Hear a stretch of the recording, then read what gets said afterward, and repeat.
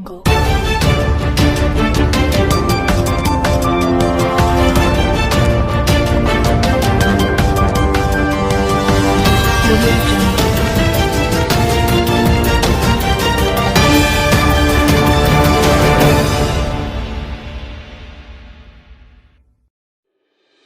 नन्नूमल पहाड़िया और CMHO doctor OP Meena ने शुक्रवार को जिले के विभिन्न अस्पतालों का दौरा करते हुए साय को उप जिला अस्पताल बहरोड का औचक निरीक्षण किया।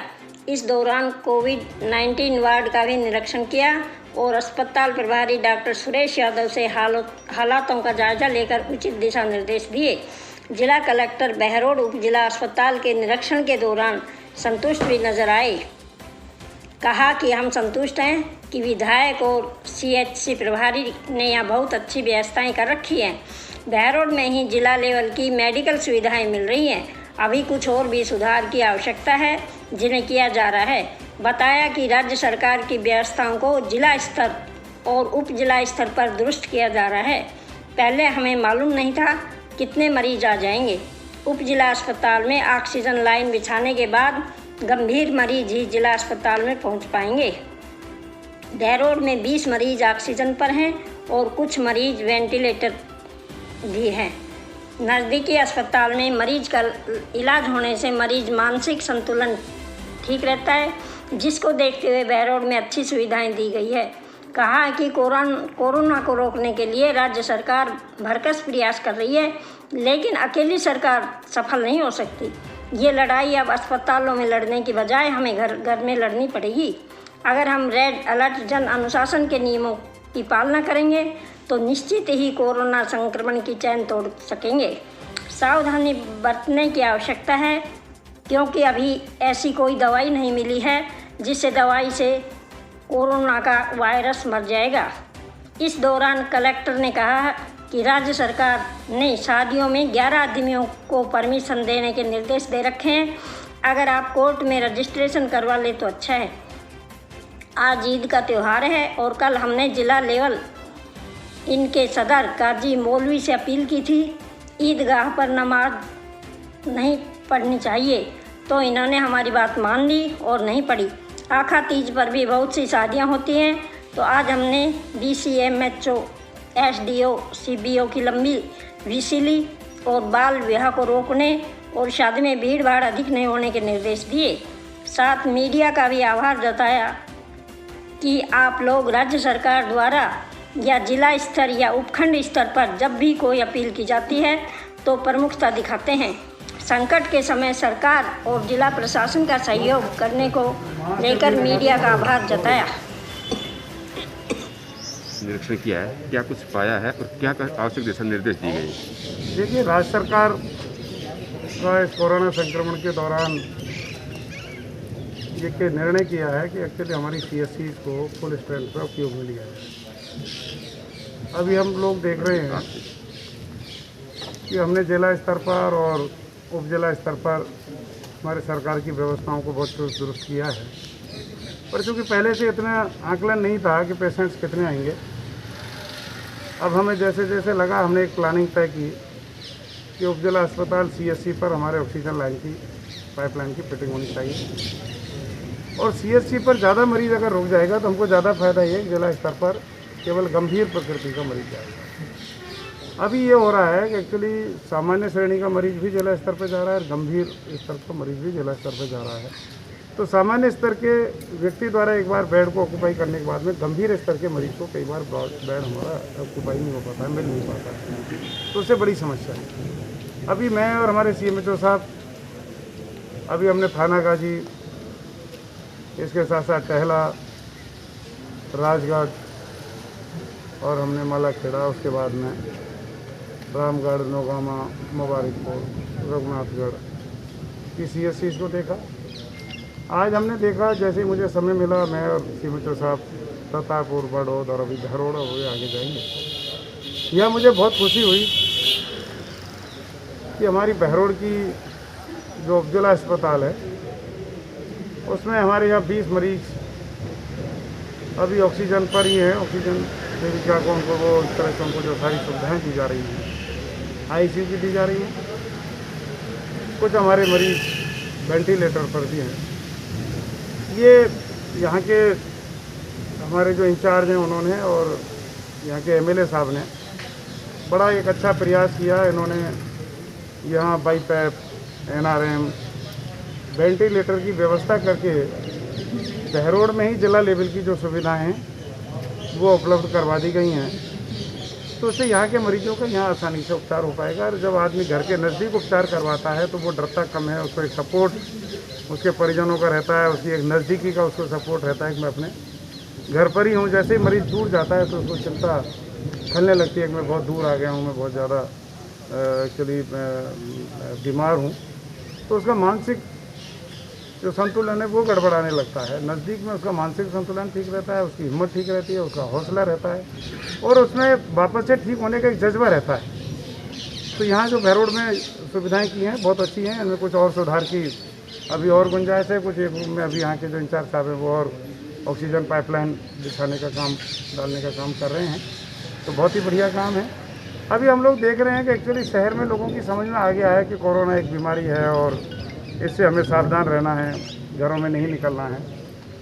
आपने देखा होगा राज्य सरकार ने रेड अलर्ट महामारी जन अनुशासन पखवाड़े के तहत अभी बारातों पर भी प्रतिबंध लगा दिया है। घोड़े, बाजे, निकासी ये सब बंद है। और राज्य सरकार ने अपील की है कि अभी आप शादियों को टाल दें तो ज़्यादा अच्छा है, नहीं टालें तो आप कोर्ट में रजिस्ट्रेशन करवा लें या फिर आप 11 आदमी से अपनी शादी कर लें। उसमें भी कोई व्हीकल अलाउ नहीं किए हैं। और हमारे यहाँ एक्चुअली पोर्टल आ गया ई इंटीमेशन ऑफ मैरिजेस का, उसमें रजिस्ट्रेशन हो रहे हैं। आज हमारे दोपहर तक 6 से 43 रजिस्ट्रेशन हो गए थे। हमारे उपखंड अधिकारी, तहसीलदार और पुलिस के अधिकारी उनको वेरीफाई कर रहे हैं, लगातार देख रहे हैं। सिर पे भी उसको मास्क लगाना पड़ेगा और 2 गज की दूरी उसको रखनी पड़ेगी। यदि हम सब लोग इस रेड अलर्ट महामारी जन अनुशासन पखवाड़े के दौरान यदि हम घरों से नहीं निकले, अपने घरों में रहेंगे तो निश्चित रूप से ये चैन टूट जाएगी, हम थोड़े से आराम आ जाएंगे। अन्यथा कोरोना ऐसी बीमारी है कि दिखाई नहीं देता इसका वायरस। और अभी जो भी हम इलाज इसका कर रहे हैं वो सिम्टोमेटिक है। कोई इसकी असर, कोई ऐसी दवाई नहीं आई जिससे ये कह सके कि इस दवाई से इस कोरोना का वायरस मर जाएगा। अभी सावधानी की ज़रूरत है। हमारे जो मीडिया के बंधु हैं, आप लोग बड़ा सहयोग दे रहे हैं। राज्य सरकार द्वारा जब भी कोई अपील या दिशा निर्देश जारी किए जाते हैं, जिला प्रशासन के स्तर से या उपखंड स्तर से जब भी कोई अपील की जाती है या लोगों को समझाइश की बात की जाती है, जागरूकता की बात की जाती है, आप उन खबरों को बड़े अच्छे से उनको प्रसारित करके लोगों को अवेयर कर रहे हैं। तो मैं तो आप लोगों को भी संकट के समय जो आप हमारा सहयोग दे रहे हैं, मैं मीडिया के सभी बंधुओं को बहुत बधाई और उनका आभार व्यक्त करना चाहूँगा। आप इसी प्रकार से हमारा सहयोग देते रहें और लोग आत्म अनुशासित रह करके इस जो रेड अलर्ट पखवाड़ा है इसमें संयमित रहें, अनुशासित रहें और घर से बाहर नहीं निकलें। तो हम 24-25 तारीख तक इस कोरोना को मात दे करके हम इसमें विजय प्राप्त कर लेंगे और हम अपने आप को घर में सुरक्षित रखेंगे, ज़्यादा अच्छा रहेगा। सर, डॉक्टर साहब ने कुछ मांगी क्योंकि समस्या है। देखिए डॉक्टर साहब का हम जहाँ भी जाएंगे कुछ ना कुछ, देखिए अब ऐसा तो पूर्ण तो कहीं हो नहीं सकता, कुछ ना कुछ तो आवश्यकताएँ रहेंगी उसको बेस्ट इम्प्रूवमेंट करने के लिए। तो उन्होंने जो इसको और इम्प्रूवमेंट करने के लिए जो हमको आवश्यकता बताई है उनमें हम हमारे लेवल से जो हम कर सकते हैं वो हम कर देंगे। सर, अभी भामाशाह के द्वारा जो पाइपलाइन बिछाई गई है, गैस के लिए लाइन लगाई गई है, ये बार बार लीकेज बता रहे हैं। क्या स्थानीय स्टाफ ने इसको पहले चेक नहीं किया? अगर जो वेंटिलेटर पे और ऑक्सीजन पे जो पेशेंट जा रहा है उसकी सांसें लास्ट तक ऐसी हो रही हैं और बार बार लीकेज कर रही है, क्या कारण रहा है ऐसा स्थानीय प्रशासन की तरफ से? पीएससी लेवल पर इसका कोई आदमी एक्सपर्ट कभी नहीं होता। अगर आप मेरे को कहो तो मैं भी एक्सपर्ट नहीं हूँ इसका। एक्चुअली एक्सपर्ट तो जो टेक्निकल लोग हैं वो एक्सपर्ट होते हैं। जब व्यवस्थाएं हम शुरू करते हैं उनमें कुछ खामियां रहती हैं, उनको दुरुस्त करते हैं और ये भी दुरुस्त हो जाएगी। ऐसा कोई मेरे को लगा एक्चुअली, जैसे मैं डॉक्टर साहब से बात की, ऐसी को मुझे ऐसी खामी नहीं लगी कोई लीकेज हो रहा है। ऑक्सीजन का कंजम्पशन, जब हम किसी को वेंटिलेटर पर किसी मरीज को लेते हैं तो उसमें हाई प्रेशर डालते हैं तो ऑक्सीजन का कंजम्पशन ज़्यादा होता है, वो होगा। सर, वैक्सीन की कमी भी है। देखिए वैक्सीन की कमी आपको पता है कि एक्चुअली भारत सरकार 45 और उससे ऊपर की दे रही है। 18 से 44 वर्ष के लोगों के लिए माननीय मुख्यमंत्री महोदय ने अपने लेवल पर राज्य सरकार ने क्रय की है और उनको लगाना शुरू कर दिया है।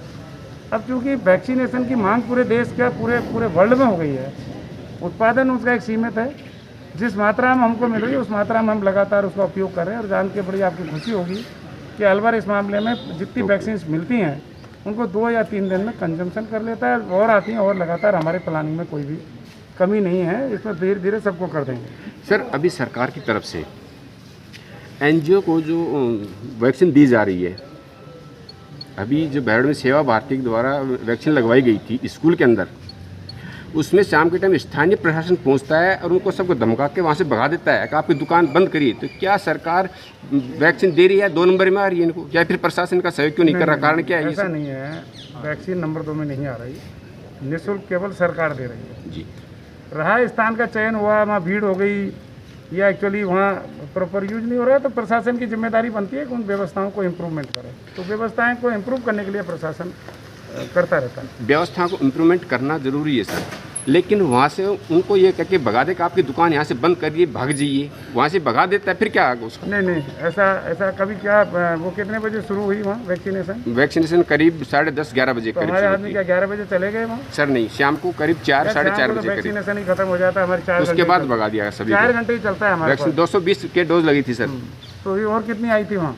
220। तो लग गई 220 पर भगा कुछ लोग रह गए थे उसमें, नहीं 220 लगे तो रह कहाँ गए? उसमें कुछ 5-7 लोग तभी तक प्रशासन हटा दिया सर वहाँ से। चलिए, धन्यवाद।